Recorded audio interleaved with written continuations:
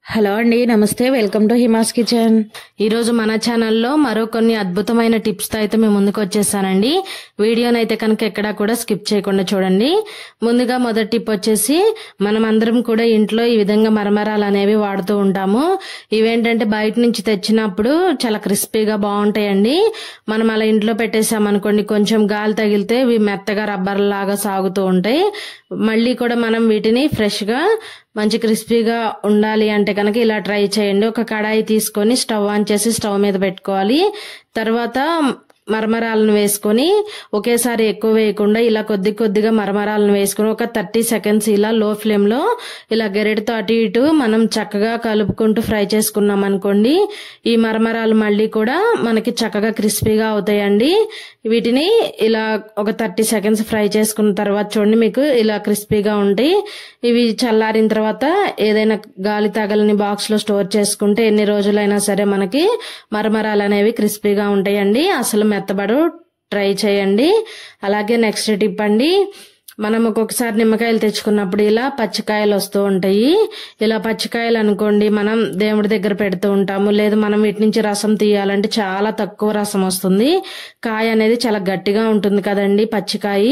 అలాంటప్పుడైతే ఇలా ట్రై చేయండి. ఒక చాకుకి ఇలా ఒక నిమ్మకాయను గుచ్చేసేయండి. గుచ్చిన తర్వాత స్టవ్ ఆన్ చేసుకొని ఈ నిమ్మకాయను ఇలా అటు ఇటు తిప్పుకుంటూ కూడా మనం చక్కగా ఒక 2 నిమిషాలు నిమ్మకాయను వేడి చేసుకోవాలండి. ఇలా నిమ్మకాయను వేడి చేసి రసం తీయడం వల్ల మనకి నిమ్మకాయలో నుంచి రసం అనేది ఎక్కువగా వస్తుందండి. పండు నిమ్మకాయలు అనుకోండి, చక్కగా అందులో ఉన్న రసం అంతా ఈజీగా అయితే వచ్చేస్తుంది. ఇలా పచ్చి నిమ్మకాయలు అయితే కాయ అనేది కొంచెం గట్టిగా ఉంటుంది కాబట్టి మనకి రసం అనేది తొందరగా రాదండి. అలాంటప్పుడు ఇలా నిమ్మకాయను ఒక 2 నిమిషాలు మీడియం ఫ్లేమ్ లో పెట్టుకుని అటు ఇటు తిప్పుతూ ఫ్రై చేసుకోండి. ఇలా ఫ్రై చేసిన తర్వాత చక్కగా మనం ఇలా ఏదైనా ఒక క్లాత్ తీసుకొని ఇలా నిమ్మకాయను బయటకు తీసేసుకోవాలి. మనం ఇలా వేడి చేయడం వల్ల కాయ అనేది చాలా మెత్తగా అవుతుందండి. ఇలా క్లాత్ తో నీట్గా తుడిచి ఒక 2 నిమిషాలు పక్కన పెట్టేసేయండి. కొంచెం చల్లారాలి.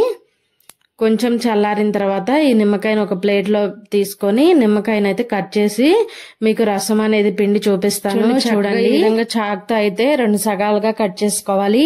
నిలువుగా కట్ చేయొద్దండి, ఇలా అడ్డంగా కట్ చేసుకోవాలి. అప్పుడే మనకి జ్యూస్ అనేది ఎక్కువ వస్తుంది. ఎప్పుడైనా సరే పండు నిమ్మకాయ అయినా పచ్చి నిమ్మకాయ అయినా సరే నిలువుగా కాకుండా అడ్డంగా కట్ చేసుకోవాలి. ఇలా కట్ చేసిన తర్వాత ఒక గిన్నె తీసుకొని ఇందులోకైతే రసం అనేది పిండి చూపిస్తాను. చూడండి ఎంత రసం వస్తుందో. ట్రై చేయండి. మీ ఇంట్లో ఎప్పుడైనా ఇలా పచ్చి నిమ్మకాయలు ఉన్నాయి అనుకోండి, మీకు ఈ టిప్ అయితే చాలా బాగా యూజ్ అవుతుంది. లేదంటే కనుక స్టవ్ మీద వేడి చేయడం ఎందుకు అనుకుంటే ఎండలో ఎక్కువగానే ఉంటున్నాయి కదండి, ఎండలో ఒక 2 నిమిషాలు పెట్టేసేయండి. కాయ అనేది కొంచెం మెత్తబడుతుంది. లేదంటే అన్నం వండినప్పుడు వేడిగా ఉంటుంది కదండి, ఆ అన్నం వండిన గిన్నె పైన పెట్టేసినా కూడా కాయ అనేది వేడవుతుందండి. ట్రై చేయండి. చూడండి ఎంత జ్యూస్ వచ్చిందో. తర్వాత కూడా తీసేసుకోండి. ఒక నిమ్మకాయను కట్ చేసి రసం తీస్తే చూడండి ఎంత రసం వచ్చిందో. ట్రై చేయండి. అలాగే నెక్స్ట్ టిప్ అండి, మనం అందరం కూడా కిచెన్ టవల్స్ అనేవి వాడుతూ ఉంటాము చేతులు తుడుచుకోవడానికి. కొంతమంది ఏంటంటే రెంటెడ్ హౌస్ లో ఉండేవాళ్ళు మేకులకు తగిలిస్తే ఇంటి ఓనర్స్ మేకులు కొడితే ఒప్పుకోరు కదండి. అలాంటప్పుడు ఏం చేస్తారంటే డబుల్ టేప్ అంటించేసి మనకి ఇలా నాప్కిన్స్ అనేవి తగిలిస్తూ ఉంటారు. అలాంటి శ్రమ కూడా లేకుండా చక్కగా కిచెన్ లో ఇలా విండోస్ ఉంటాయి కదండి, విండోస్ లేని కిచెన్ అనేది ఉండదు. అలాంటప్పుడు ఇలా డ్రిల్స్ ఉంటాయి కదండి, వాటిలో ఇలా నాప్కిన్ పెట్టేసామనుకోండి చక్కగా తుడుచుకోవచ్చు. లేదు మీ కిచెన్ లో విండోస్ కూడా లేవు అనుకుంటే ఇలా ట్రై చేయండి. కబోర్డ్స్ ఉంటాయి కదండి, కబోర్డ్స్ హ్యాండిల్స్ ఉంటాయి కదా, హ్యాండిల్ కి మనం ఈ విధంగా నాప్కిన్ తగిలిచ్చామనుకోండి చక్కగా మనం చేతులు తుడుచుకోవడానికి చాలా ఈజీగా ఉంటుంది. అవసరమైనప్పుడు తీసి వాష్ చేసుకుని మళ్ళీ తగిలించుకోవచ్చు. మనం కబోర్డ్స్ తీయడానికి కూడా ఇబ్బంది ఏముండదు. ట్రై చేయండి. అలాగే నెక్స్ట్ టిప్ అండి, మన ఇంట్లో ఇలా బియ్యం పిండి కానీ శనగపిండి ఇలా పిండిలు ఉంటాయి కదండి, అప్పుడప్పుడు ఒక్కొక్కసారి ఇలా చీమలు పడుతూ ఉంటాయి. మనం చీమలు పట్టినాయి అనుకోండి ఎండలో పెడుతూ ఉంటాము, ఎండలో పెట్టినా కూడా చీమలు అనేవి పో. అలాంటప్పుడు ఇలా ట్రై చేయండి. ఒక ప్లేట్ తీసుకొని ఆ పైన ఈ విధంగా సన్నని జల్లెడ పెట్టుకోవాలి. ఒకసారి పిండిని ఈ విధంగా జల్లించామనుకోండి పైన చీమలు పురుగులు ఏమైనా ఉన్నా కూడా చక్కగా పైన ఆగిపోతాయి. ట్రై చేయండి టిప్ నచ్చితే. అలాగే నెక్స్ట్ టిప్ అండి, మనం మార్కెట్ నుంచి ఈ విధంగా టమాటాలను తెచ్చామనుకోండి, అన్ని పండినవి తెచ్చుకోము, అలానే మొత్తం పచ్చివి కూడా తెచ్చుకోము కదండి. ఈ విధంగా కొన్ని పండినవి కొన్ని దోరగా ఉన్నవి తెచ్చుకుంటాము.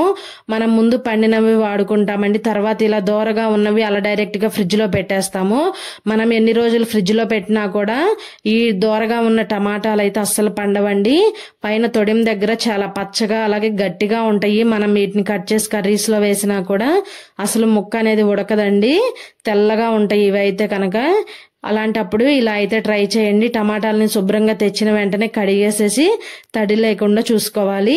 ఇలా పచ్చిగా దోరగా ఉన్న టమాటాలను ఇలా బియ్యం రమ్ములో వేసేసి మనం ఒక నైట్ అంతా అలా మూత పెట్టి వదిలేసామనుకోండి, మార్నింగ్ కి చక్కగా టమాటాలు ఆ తొడిమెల దగ్గర కూడా చక్కగా పండుతాయండి. టిప్ నచ్చితే లైక్ చేయండి, ట్రై చేయండి ఎప్పుడైనా మీకు యూజ్ అవుతుంది అనుకుంటే.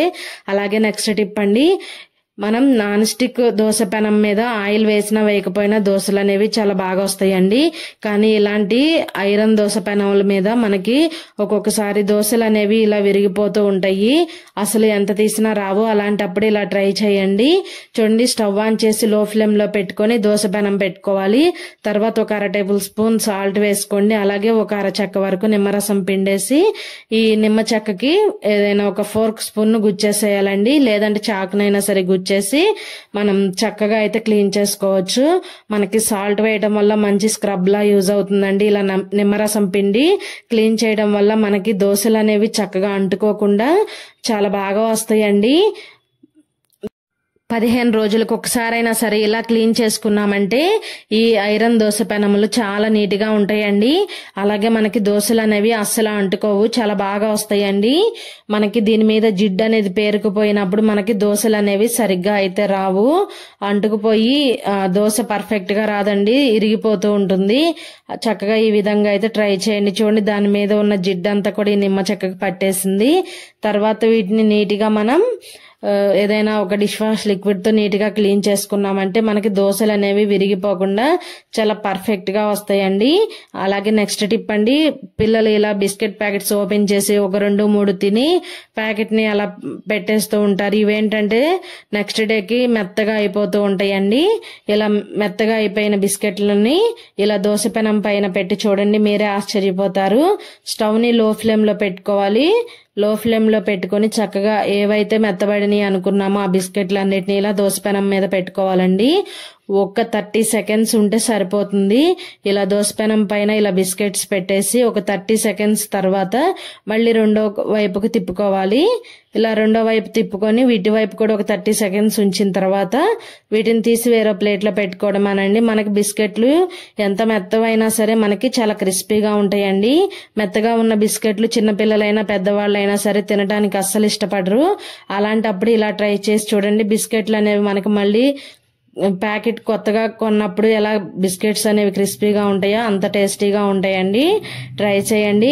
కొంతమంది వందలు ఖర్చు పెట్టి డ్రై ఫ్రూట్స్ బిస్కెట్స్ తెస్తూ ఉంటారు, అవి కూడా మెత్తగా అయితే అస్సలు తినబుద్ధి కాదు. అలాంటప్పుడు కూడా ఈ బిస్కెట్స్ ని ఈ విధంగా చేశారంటే చక్కగా మనకి బిస్కెట్స్ అనేవి క్రిస్పీగా బాగుంటాయండి. చూసారు కదా ఎంత చక్కగా ఉన్నాయో. టిప్ నచ్చితే లైక్ చేయండి. వీటిని చల్లారిన తర్వాత ఏదైనా ఒక బాక్స్ తీసుకొని అందులో టిష్యూ పేపర్ వేసేసి పైన బిస్కెట్స్ పెట్టారనుకోండి, పిల్లలు అడిగినప్పుడు 2 లేదా 3 బిస్కెట్స్ ఇచ్చేసామనుకోండి చక్కగా తినేస్తారు. ప్యాకెట్ ఇచ్చేసామనుకోండి 2 తిని మిగిలిన అక్కడ పడేస్తే మెత్తగా అయిపోతూ ఉంటాయి. చక్కగా ఇలా ఒక టిష్యూ పేపర్ వేసుకొని బిస్కెట్లు అందులో పెట్టేసామనుకోండి ఎన్ని రోజులున్నా కూడా బిస్కెట్స్ అనేవి అస్సలు మెత్తబడవు. ట్రై చేయండి. అలాగే నెక్స్ట్ టిప్ అండి, మనం కొబ్బరి చిప్పల నుంచి కొబ్బరిని సపరేట్ చేయాలంటే చాలా కష్టపడిపోతూ ఉంటాము. కొంతమంది అయితే స్టవ్ మీద పెట్టి వేడి చేసి తీస్తూ ఉంటారు. అలాంటి పని లేకుండా చాలా సింపుల్ టిప్ తో అయితే ఇలా ట్రై చేయండి. కొబ్బరిని ఒక 10 నిమిషాలు డీప్ ఫ్రిడ్జ్ లో పెట్టేసేయండి. డీప్ ఫ్రిడ్జ్ లో పెట్టిన తర్వాత ఇలా ఏదైనా గెరెట్కి కానీ స్పూన్లకు కానీ వెనక వైపుని ఇలా కొంచెం షార్ప్ గా ఉంటాయి కదండి, ఆ గెరెట్ ఒకటి తీసుకొని మనం చక్కగా కొబ్బరి చిప్పకి అలాగే కొబ్బరికి మధ్యలో ఇలా స్పూన్ పెట్టేసి రౌండ్ గా తిప్పామంటే కనుక మనకి కొబ్బరి అనేది చాలా ఈజీగా వస్తుందండి. ఇలా రౌండ్ గా తిప్పి కొబ్బరి చిప్పను బోర్లించి ఇలా పైకి కిందకి 2 సార్లు మనం కొట్టామంటే కొబ్బరి చూడండి చక్కగా సపరేట్ అవుతుంది. ఎటువంటి శ్రమ పడకుండా చాలా సింపుల్ టిప్ తో అయితే కొబ్బరిని మనం చిప్ప నుంచి సపరేట్ చేయొచ్చు. కానీ ఒక 10 నిమిషాలు అయితే డీప్ ఫ్రిడ్జ్ లో పెట్టాలండి ముందు. అలాగే నెక్స్ట్ టిప్ అండి, మనం ఇంట్లో ఎప్పుడైనా కాకరకాయ కర్రీ చేసామంటే పిల్లలు అయితే అస్సలు తినరు. ఎందుకంటే ఈ కాకరకాయ చేదు ఉంటుంది కదండి, చిన్నపిల్లలు అస్సలు తినడానికి ఇష్టపడరు. అలా కాకరకాయ తినని పిల్లల కోసం ఇలా అయితే ట్రై చేయండి. అసలు కాకరకాయ మీరు ఫ్రై చేసినా లేదా పులుసు చేసినా కారం చేసినా ఎలా చేసినా కూడా అసలు చేదు అనేది ఉండదు. కాకరకాయకి పైన ఉన్న తొడుములు కట్ చేసుకుని పీలర్ తో ఈ విధంగా పైన ఉన్న చెక్క అంతా తీసేసి ఈ కాకరకాయలను శుభ్రంగా కడిగేసుకోవాలి. కాకరకాయలను శుభ్రంగా కడిగిన తర్వాత ఈ విధంగా మీకు నచ్చిన సైజులో ముక్కలు అయితే కట్ చేసుకోవాలి. మీకు చిన్న ముక్కలుగా కావాలంటే చిన్నగా లేదా పెద్దగా కావాలంటే పెద్దగా మీకు నచ్చిన సైజులో ఈ కాకరకాయ ముక్కలను అయితే కట్ చేసి పెట్టుకోవాలి. తర్వాత ఇలా కట్ చేసుకుని కాకరకాయ ముక్కలను ఒక గిన్నెలోకి వేసుకోండి. ఇందులో కళ్ళుప్పు వేసుకోవాలండి. ఒక 1/2 టేబుల్ స్పూన్ వరకు కళ్ళుప్పు వేసుకోండి. అలాగే ఒక 1/4 టేబుల్ స్పూన్ వరకు పసుపు వేసుకొని ఈ ఉప్పు పసుపు ముక్కలకి పట్టే విధంగా బాగా కలుపుకోవాలి. ఇలా కలుపుకొని మూత పెట్టి ఒక 10 నిమిషాలు పక్కన పెట్టేసేయండి. 10 నిమిషాల తర్వాత మూత తీసి మరొక 2 నిమిషాలు బాగా కలుపుకోవాలి. ఈ ముక్కలను ఇలా బాగా చేత్తో నలుపుతూ గనక బాగా కలిపినట్లయితే మనకి ఇందులో నుంచి రసం అనేది వస్తుందండి. ఇలా ముక్కల్ని గట్టిగా పిండేస్తే మనకి కాకరకాయలో నుంచి రసం అనేది దిగుతుంది. కాకరకాయలకు ఉన్న చేదంతా పోతుందండి. ఇలా మనం కట్ చేసుకున్న ఈ కాకరకాయ ముక్కలన్నిటిని కూడా గట్టిగా ఈ విధంగా పిండేసి ముక్కలనైతే వేరొక ప్లేట్ లోకి తీసుకోండి.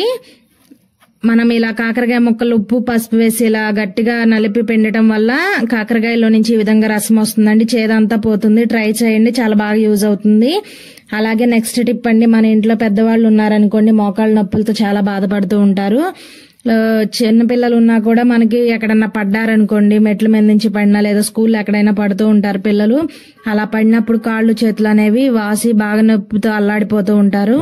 అలాంటప్పుడు ఇలా ట్రై చేయండి. ఇలా కొంచెం చపాతీ ముద్దను కలుపుకోవాలండి. కలుపుకున్న తర్వాత దోశ పెనంకి వెనక వైపున కొంచెం ఆయిల్ వేసుకోండి. ఆయిల్ వేయడం వల్ల అంటుకోకుండా ఉంటుంది పిండి అనేది. మనం చపాతీ పీట పైన చేసుకోవచ్చండి. మళ్ళీ చపాతీ పీట అలాగే కర్ర 2 కడుక్కోవాలి. అలా లేకుండా సింపుల్ గా ఇలా ట్రై చేయండి. దోశ పెనం మీద బ్యాక్ సైడ్ న కొంచెం ఆయిల్ అప్లై చేసి ఈ చపాతీ ముద్దను గ్లాస్ తో కనుక ఈ విధంగా కొంచెం చపాతీ లాగా ప్రెస్ చేసుకోండి. దీన్ని స్టవ్ మీద పెట్టుకొని అటు ఇటు కూడా 2 వైపులా తిప్పుతూ కాల్చుకోవాలండి. చూడండి, ఈ విధంగా మనం దోసపెనం పైన కాల్చుకోవచ్చండి. ఎందుకంటే మనం బ్యాక్ సైడ్ ఆయిల్ అప్లై చేసాం కాబట్టి ఇంకా నేను ఇలాగే కాల్చేస్తున్నాను.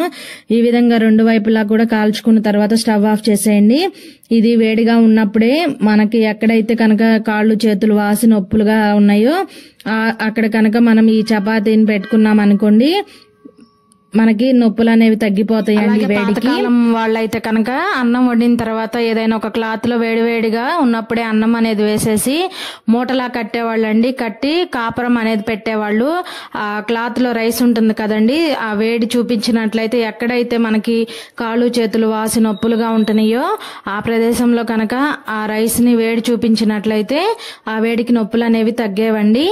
కాబట్టి మీరు చపాతీతో అయితే ఇలా ట్రై చేయండి. రోజుకు 3 సార్లు అయితే ఈ చపాతీని మనం యూజ్ చేసుకోవచ్చు. ఈ చపాతీని కాస్త దోశ పెనం పైన వేడి చేసుకుని నొప్పులున్న చోట కనుక వేడి చూపించామంటే తగ్గిపోతుందండి. అలాగే ఒక గరిటె ఒక 1 టేబుల్ స్పూన్ వరకు నువ్వుల నూనె వేసుకుని కొంచెం పసుపు వేసుకోవాలండి.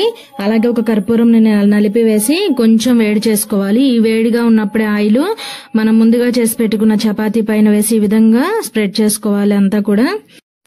ఈ చపాతీతో కనుక మనం ఎక్కడైతే కాళ్ళు చేతులు వాసి బాగా నొప్పులుగా ఉన్నాయో అక్కడ పెట్టామంటే కనుక మనం వేడి తట్టుకునే అంత వేడి చేసుకుని ఇలా పెట్టుకున్నామంటే కాళ్ళు చేతులు వాపులు అనేవి తగ్గిపోతాయి. ఇలాంటి చిన్న చిన్న నొప్పులకి మనం ఇంట్లోనే ఈ విధంగా అయితే ట్రై చేయొచ్చండి. హాస్పిటల్కి వెళ్లి వేలకు వేలు ఖర్చు పెట్టే పని లేకుండా ఇంట్లోనే ఇలా చిన్న చిన్న టిప్స్ తో అయితే మనం వీటిని తగ్గించుకోవచ్చు.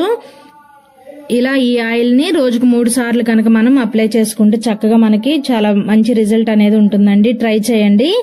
మనకి తయారు చేసుకున్న ఒక చపాతీ రోజులో 3 సార్లు అయితే యూజ్ చేసుకోవచ్చు. అలాగే నెక్స్ట్ టిప్ అండి, మనం ప్రతిరోజు కూడా టీ అనేది తాగుతూ ఉంటాము. టీ తాగిన తర్వాత ఇలా వడపోసిన తర్వాత ఆ టీ పొడి అనేది పడేస్తూ ఉంటాము. కానీ పడేయకుండా ఇలా అయితే యూజ్ చేయండి.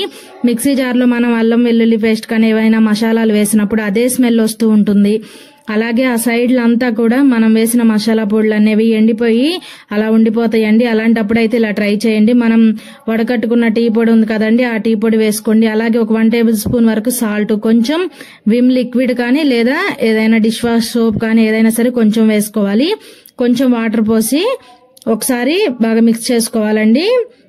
మిక్సీ మీద పెట్టి మిక్సీ ఆన్ చేయండి. మనం ఇలా చేయడం వల్ల ఏవైనా బ్లేడ్లు షార్ప్నెస్ తగ్గినాయి అనుకోండి, సాల్ట్ వేసాం కాబట్టి బ్లేడ్లు అనేవి మంచి షార్ప్ గా తయారవుతాయండి.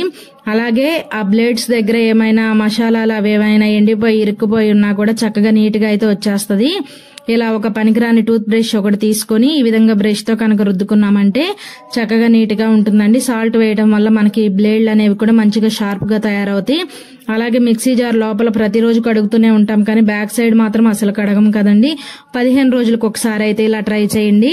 ఇదే వాటర్ను ఒక గిన్నెలోకి వంచేసుకొని ఆ నీళ్లను మిక్సీ జార్ అడుగు వైపున పోసేసి ఇలా బ్రష్ తో కనుక రుద్దుకుంటూ క్లీన్ చేసుకున్నాం అనుకుంటే మనకి ఈ మిక్సీ జార్ లోపల పట్టిన పాచిలాగా బాగా డస్ట్ అనేది ఉంటుందండి, మడ్డిలాగా పేరుకుపోయి ఉంటుంది.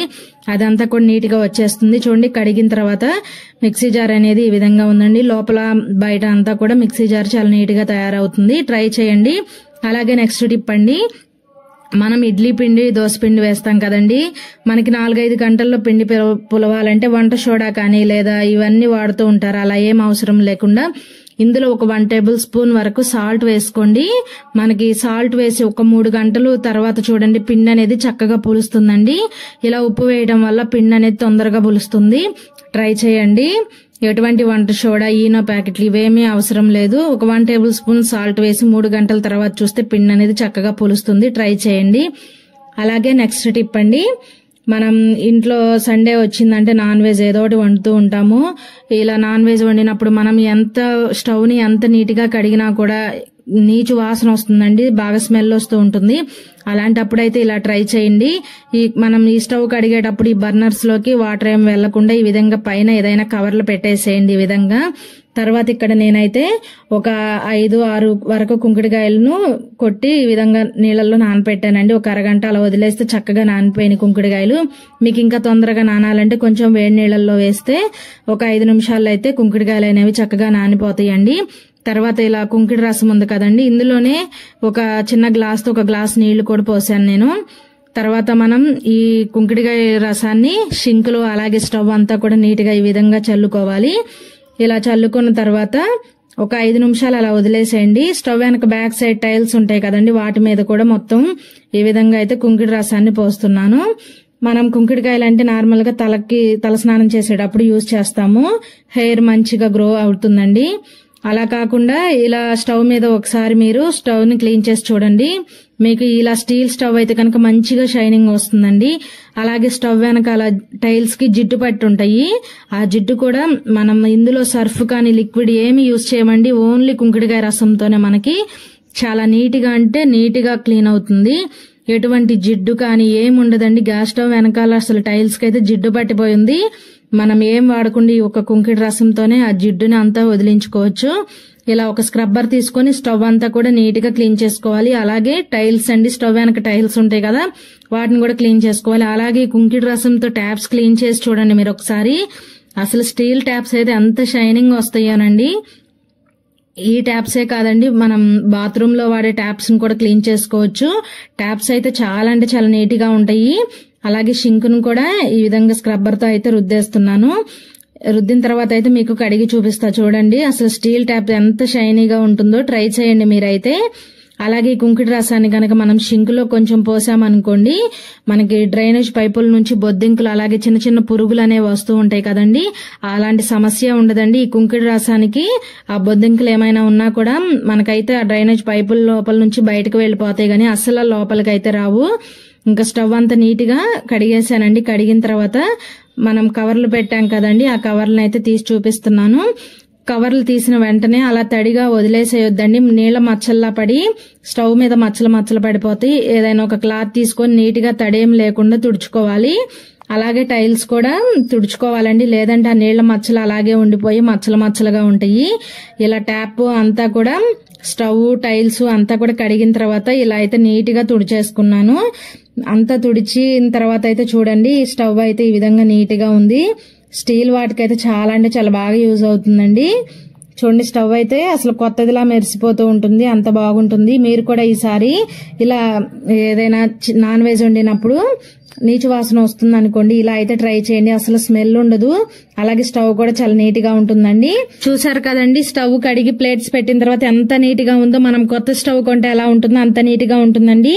ఎప్పుడైనా నాన్ వెజ్ ఐటమ్స్ వండినప్పుడు నీచు వాసన రాకుండా, అలాగే టైల్స్ పైన జిడ్డు మరకలు పట్టి బాగా రోతగా ఉంది అనుకున్నప్పుడైతే ఇలా ఒక 5-6 కుంకుడుకాయలతో మనం ఇట్లా నీట్ గా స్టవ్ ని అలాగే స్టవ్ వెనక ఉన్న టైల్స్ ని అయితే క్లీన్ చేసుకోవచ్చు.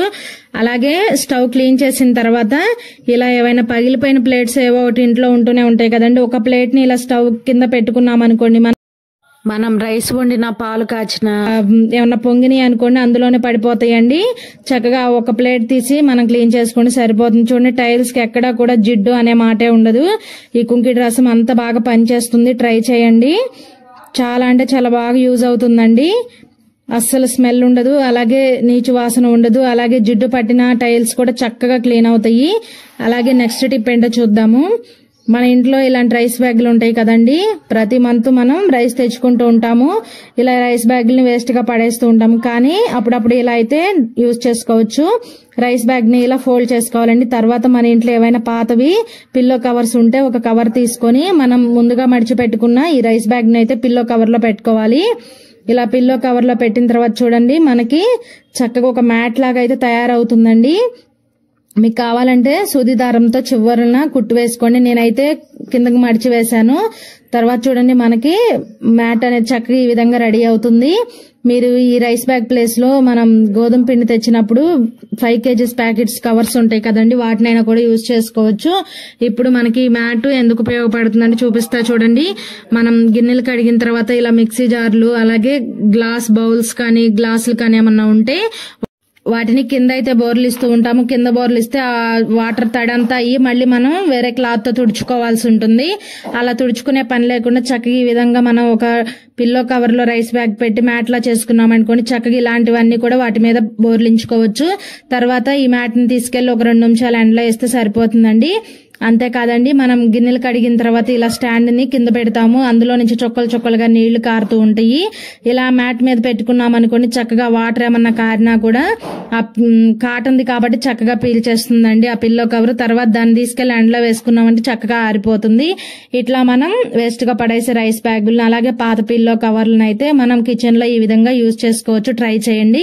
టిప్ నచ్చితే లైక్ చేయండి. అలాగే నెక్స్ట్ టిప్ అండి, మనం మార్కెట్ కి వెళ్లి వెజిటేబుల్స్ తెచ్చుకున్నప్పుడు కొంచెం ఎక్కువ మొత్తంలో కరివేపాకు అనేది తెచ్చుకుంటాము. ఇదేంటంటే ఒక 4-5 రోజులకి వడబడిపోయినట్టు, ఎండిపోయినట్టు లేదా పాచిపోయినట్టు అలా అయిపోతూ ఉంటుంది. కానీ మళ్ళీ మనం వెజిటేబుల్స్ తెచ్చుకునే వరకు కూడా కరివేపాకు మనం ఫస్ట్ రోజు తెచ్చినప్పుడు ఎలా ఉందో అలాగే మంచిగా ఫ్రెష్ గా ఉండాలంటే ఇలా ట్రై చేయండి. కరివేపాకుని ఇలా ఒలుచుకొని దీన్ని బాగా శుభ్రంగా కడిగి తడేం లేకుండా ఫ్యాన్ గాలి కింద ఆరబెట్టుకోవాలండి. ఇలా ఆరిన తర్వాత స్టవ్ ఆన్ చేసి ఒక గిన్నె కానీ ఇలా ఏదైనా ఒక చిన్న గరిటె లాంటిది పెట్టుకొని ఇందులో ఒక 1 టేబుల్ స్పూన్ వరకు ఆయిల్ అండి, కుకింగ్ ఆయిల్ వేసుకోవాలి. తర్వాత ఒక చిటికెడు సాల్ట్ వేసుకొని స్టవ్ మీద పెట్టుకొని కొంచెం వేడి చేసుకోవాలి. మనం చేతితో పట్టుకునే అంత వేడి ఉన్నప్పుడు ఇలా చేతికి కొంచెం ఆయిల్ అప్లై చేసుకొని కరివేపాకు ఇలా అప్లై చేసామనుకోండి, కరివేపాకు అంతా కూడా ఆయిల్ అనేది అప్లై అవ్వాలి. ఆ విధంగా ఇలా చేసుకున్నాం అనుకోండి, మనకి కరివేపాకు అనేది మళ్ళీ మనం వెజిటేబుల్స్ తెచ్చుకునేంత వరకు కూడా చక్కగా ఫ్రెష్ గా ఉంటుందండి. కనీసం 15 రోజులైనా సరే కరివేపాకు మంచిగా ఫ్రెష్ గా ఉంటుంది. అసలు వడబడడం, ఎండిపోవడం అలాంటివి ఉండదు. మనం ఫస్ట్ రోజు తెచ్చినప్పుడు ఎలా ఉందో అంతే ఫ్రెష్ గా ఉంటుందండి, అంతే స్మెల్ కూడా అలాగే ఉంటుంది. ట్రై చేయండి. ఇలా ఏదైనా బాక్స్ లో స్టోర్ చేసుకొని ఫ్రిడ్జ్ లో పెట్టుకున్నాం అనుకుంటే చక్కగా 15 రోజులు 20 రోజుల వరకు కూడా మనకు చాలా ఫ్రెష్ గా ఉంటుంది కరివేపాకు అనేది. ట్రై చేయండి. వీడియో నచ్చిందా ఫ్రెండ్స్? వీడియో నచ్చితే ప్లీజ్ అండ్ ఒక చిన్న లైక్ చేయడం అస్సలు మర్చిపోవద్దు. మీరు చిన్న లైక్ చేయడం వల్ల ఈ వీడియో అయితే మరొక కొంతమంది రీచ్ అవడానికి హెల్ప్ అవుతుంది. లైక్ చేయడం మాత్రం అస్సలు మర్చిపోవద్దు. ఇంతవరకు మన ఛానల్ ని సబ్స్క్రైబ్ చేయకపోతే వెంటనే సబ్స్క్రైబ్ చేసి నన్ను అయితే సపోర్ట్ చేయండి.